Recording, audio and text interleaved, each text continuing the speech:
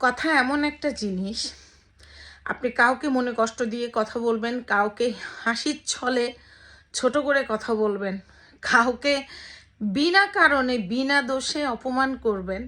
আপনি হয়তোবা এই জিনিসগুলো ভুলে যাবেন, আবার নতুন করে হাহাহি করবেন, হাসবেন, কিন্তু যাকে কথাগুলো বলেন বা বলবেন চিন্তা করবেন ওই মানুষগুলো আপনাকে আর সহজভাবে নেয় কিনা। কারণ কথা হচ্ছে পলিথিনের মতো, পলিথিন যেমন কখনো পচে না, এগুলো আপনি যতই মাটি চাপা রাখেন পলিথিন কিন্তু আগের মতোই থাকে।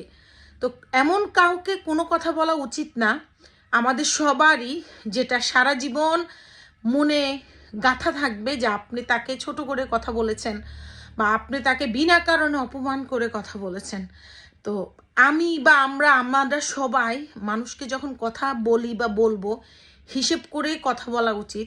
কারণ আপনার একটা কথায় হয়তোবা ওই মানুষটা আপনাকে কোন পর্যায়ে নিয়ে যাবে সেটা আপনি বা আপনারা ধারণাও করতে পারবেন না।